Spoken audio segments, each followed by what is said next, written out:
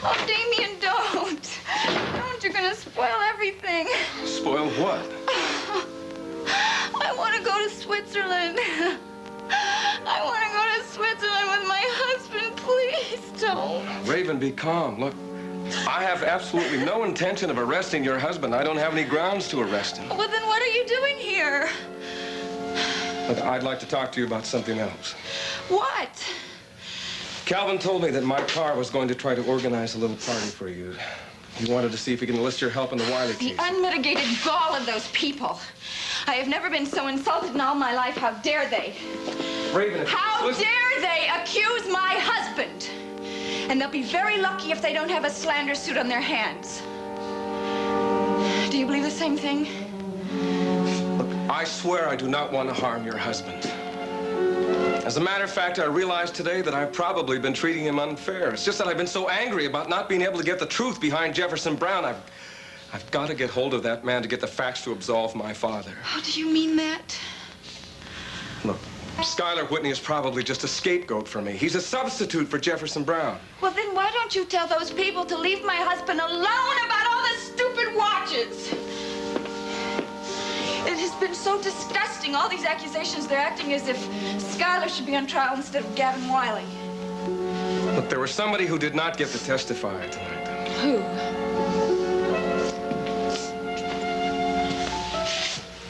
Bobbie Gerard.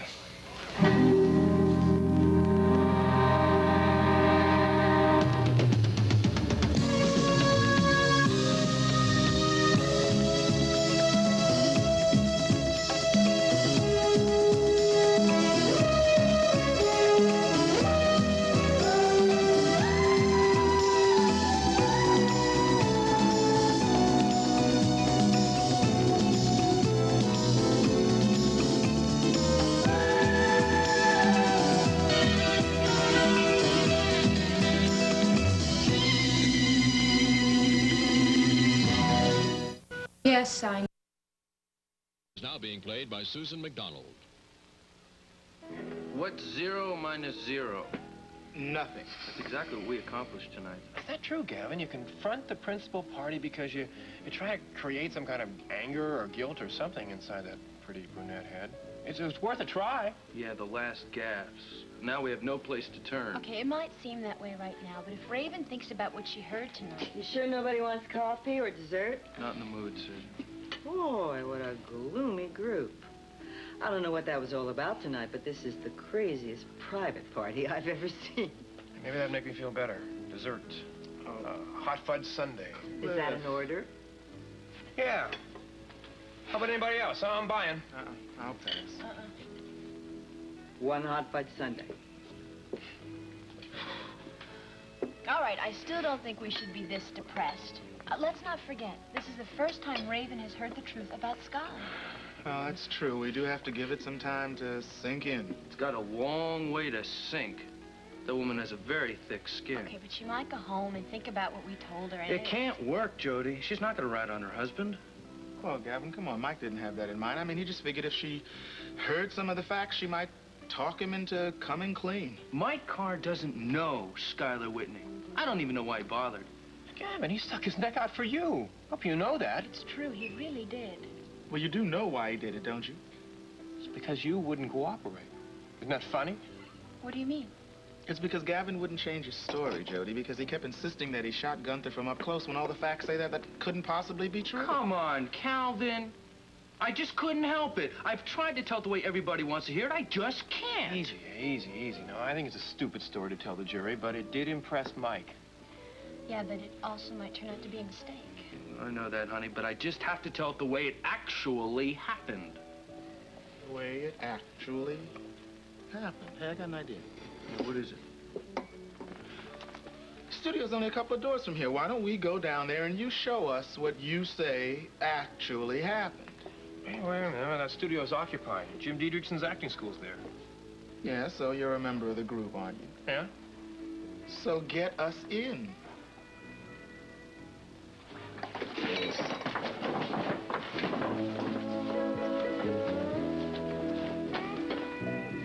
Would you care for some more French fries? Yes, sure, thank you. Oh, please. Allow me. Well, thank you. The service around here is wonderful. Your slightest wish is our command. Well, that's very comforting, especially coming from the Three Musketeers. All for one and one for all. Yeah, sometimes. Tell me, did you all know each other in Hollywood? Uh-huh. Dreamland. Wonderland. Lotus Land. Weird, but wonderful. If you're working. And did you work out there? Oh, sure. All the time. Oh, movies and TV. Became an awful grind, though, after a while. One day after another.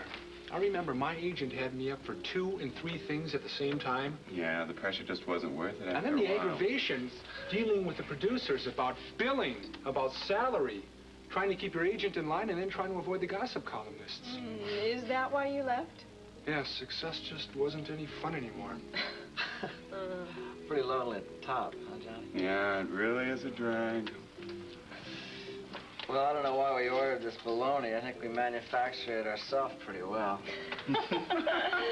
Well, listen, you don't have to worry, guys. I didn't believe you for a minute. Oh, heck, listen, Jimmy, who cares about TV and movies anyways? We're legitimate actors, right? Right. I just wish some of those illegitimate producers would give us a break. You never tried the Hollywood scene, huh, Jinx? No, not me.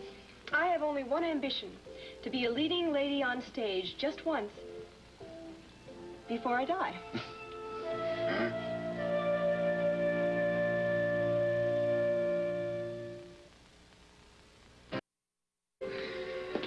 Oh, hello, folks. How was the dinner? Depressing, Yes, a little disappointing. to say the least. Oh, remind me never to go to that restaurant. No, it wasn't the food. It was just the... Never mind. The ambiance. The ambiance, that's exactly what it was. Well, I don't know. I'm not in such a hot mood myself this evening. Oh, what's the matter? It's not Adam, is it? He's all right, isn't Oh, he? sure, he's fine. No, it's just me. I seem to be annoyed by everything easily these days. Like what? I had a visitor. Who? Your secretary, Nora Fulton, came by about an hour ago. She said she wanted to do a little work. It just seemed funny this time of night. And I wasn't sure that, she had your permission to be here, so I discouraged her from staying. Yes, and? And she left. But I've been worried about whether or not I did the right thing. Isn't that all you're worried about? I'm sorry, forgive me, but after tonight's events, I just can't get worked up over that one. Please don't worry about it. Well, would you like anything from the kitchen? No, all I want right now is to go out and get out of these clothes and change into something more comfortable. Would a drink help? Oh, no, thank you, darling.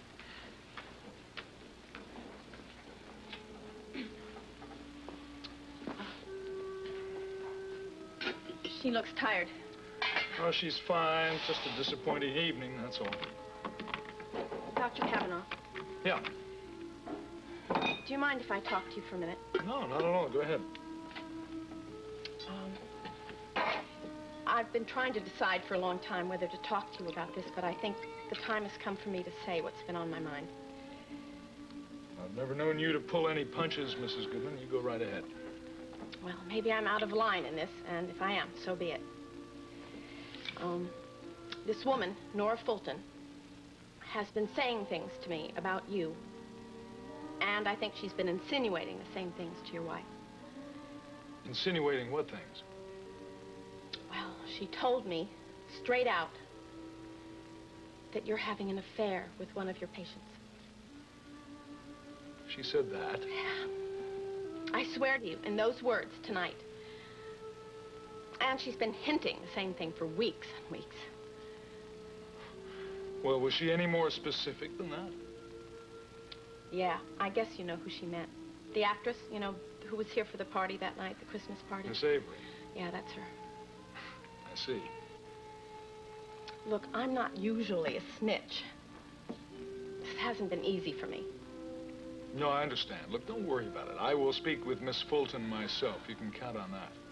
Look, if you want to tell her I told you, it's okay. I mean, I'm not going behind her back. No, the only thing I would sort of like you to do, if you could, Mrs. Goodman, is to avoid saying anything to Nicole about this. She's got enough to contend with right now. Oh, sure. I understand. And I hope I haven't gone beyond bounds. No, you did the right thing. I guess you know that you both are like my family, and I just couldn't bear to have any troublemaker come between you and Mrs. Gavin. Miles, hey, I really think you should have something to eat before you go to bed. Boy, that really must have been an awful meal. Hey, listen, I made a cake tonight, an almond cake. Really turned out well. How about a piece for both of you? That sounds delicious. Maybe with a little tea, too. Okay, coming right up. Oh, I'll get it. Kavanaugh residence? Yes, yeah, he's here. Just a moment, please. Doctor, it's for you. Who is it? I didn't get the name. Hello. Oh, hello, Jinx. What's the matter? Miles, I wanted you to be the first to hear my good news. I got an acting job. Well, sort of.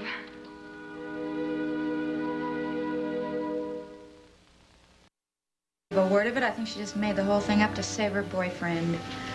The police believe her. They think that she saw Gunther with your husband's watch. Do you believe her? The police are on Gavin's side. It's not true, Raven. If it was, Gavin wouldn't be in custody facing a murder trial. Then what did you mean about Bobbie? What does she have to do with all this? Look, Bobbie Gerard is not a thief any more than Gavin and Jody were. She stole his watch. Yes, but not for keeps. Raven, can you tell me exactly what happened that night? What did Bobbie do? She tried to walk out the front door with the watch. She said she was going for a walk, and I remember Spencer stopped her because he was suspicious, and she had the watch. She said that she was upstairs dusting, and she dropped it and broke it and wanted to get it fixed before anybody knew about it. Well, that sounds reasonable. Well, I thought so, but Skylar didn't. Was the watch broken? The crystal was broken. It didn't work. Was the music box broken, too? Yes, but we found out the following day that Skylar was right. And that was the day that Bobbie disappeared. That's right. She walked out the front door with the watch, and she never came back. I know. So that's all I know about it. And that's all my husband knows about it.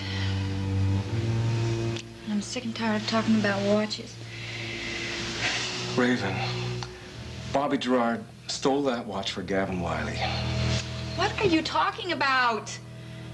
She was looking for the same thing that Gavin and Jody were looking for when they were caught in your house.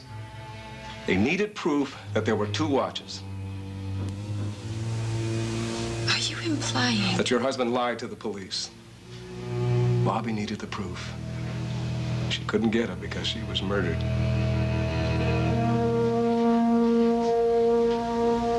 Get out. I said get out of my house! All right, Raven.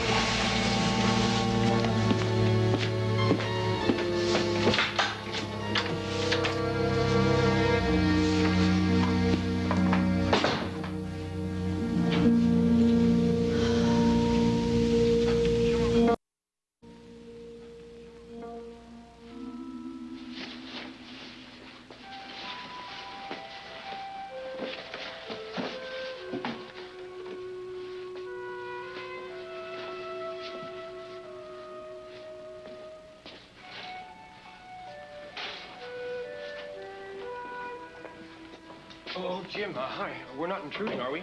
Oh, well, I was about ready to leave, but come on in. Let me introduce some friends. This is Jody Travis, Gavin Wiley, Gavin Stoner. Nice The to maestro, Jim Dietrichson. Howdy.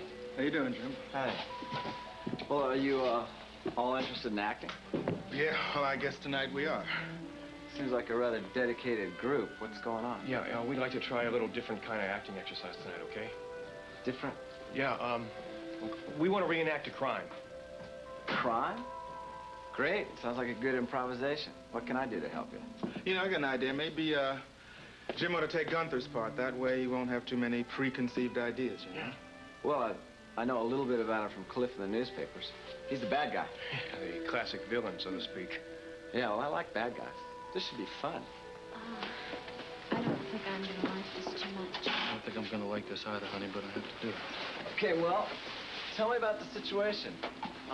Who's gonna be the director here? I need a director. Well, I guess Gavin's the best equipped of us all. He's the one with the story.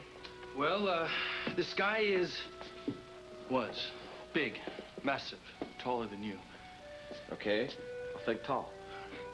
And very muscular, thick neck, heavy shoulders, and his head was completely shaven. Well, I'm not gonna go that far. I'll just think bald. If you just think monster, you should have it down perfectly. Okay, I think I got it. He's big and menacing. What about his voice? Very deep and resonant. Like, okay, kid, you better do what I tell you. All right. Well, tell me the situation. Like, walk me through it. Okay, let me set up. I was about here, I guess, and he was right about there. And at this point, I had the gun. The guy? Yeah. Just a second. Why don't you use this as a prop?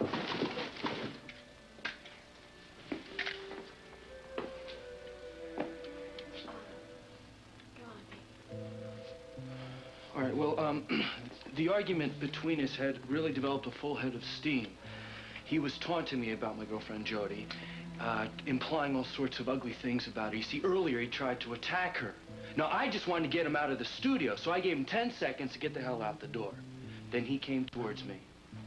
I backed up to about here, where I couldn't go any other place. He came at me again. At this point, we grappled for the gun. We struggled. Boom, it went off. Okay. Great. Great second act, Kurt. I want to get into this a little bit more. What was he wearing? He was just wearing black pants and a plain white shirt. Okay. I'll be right back.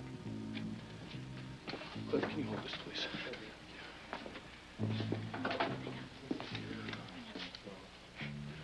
It is so strange being in this place again. Yeah, I know. It feels really weird. All the dancers, dance routines, rehearsals. 5, 6, 7, 8. It's, also the place I put the cuffs on you, old buddy. Hey, I have no hard feelings about that. Yeah, well, I wish you'd tell that to Dee Dee. She thinks I'm the worst friend in the world for what I did. I wonder if that's why she's gonna marry Julius. Wait a minute. Did Julius propose to Dee Dee? As far as I've been told. Well, she couldn't have answered him, or else she would have told Mitzi, and Mitzi certainly would have told me. When did you find out? Well, I stopped by the other day with Val and Kelly, and, she gave me the good news. I mean, she hasn't said yes, but she hasn't said no. Well, when did he propose to her? Well, at the Christmas party, as far as I know. So that's what they were doing in the kitchen all that time. Well, you see, what happened was that Mitzi and I were we were singing in the living room, and we didn't have any idea at all what was going on. Well, this must be really tough on you. Well, it's her decision, not mine. Look, maybe I should talk to Dee Dee. Look, Okay. You guys all take your places. We'll do a run-through here.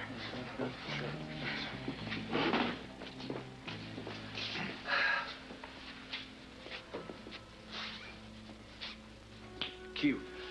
All right, now, Gunther, I'm warning you. I'm giving you 5 seconds to get the hell out that door. Don't try and fool me, kid. Now, look. You haven't got enough guts to pull that trigger? Don't try me. This gun is loaded. Don't be stupid. I'll shoot. I swear I will. Kid, let me just take that toy away for me before somebody gets hurt. No. Okay, Gavin, what'd you do now, exactly? I leaned down against the body.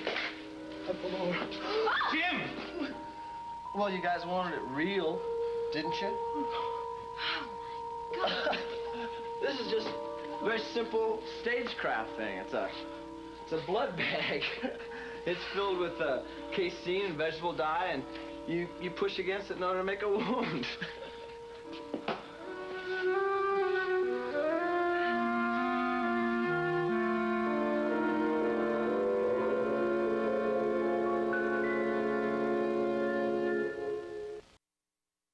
That my husband had something to do with Gunther's death.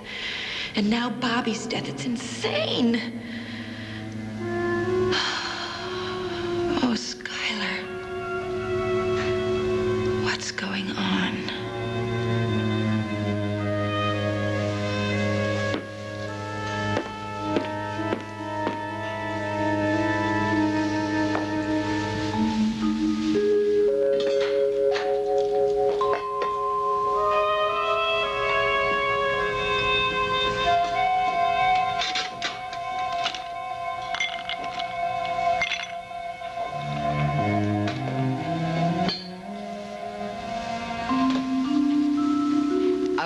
afraid to come home and face you, Raven. I can imagine. I'm sure you must feel I've acted very badly. But believe me, it was far more difficult for me to do what I did than you can possibly imagine. Schuyler is my nephew, my only living relative. To you, it must have seemed like a betrayal. What about me? I'm supposed to be like your daughter, a fact that you've mentioned with some regularity around here. But I still feel that way. That's the primary reason why I agreed to that meeting tonight. For your protection. From whom? From what? To keep anyone from harming you, even if it turned out to be your own husband. Schuyler would never harm me or anyone else. Raven, please try to understand. You are the menace around here, and you will no longer interfere in our lives. Because this may be the Whitney mansion, but I am the mistress, and you are no longer welcome in my house.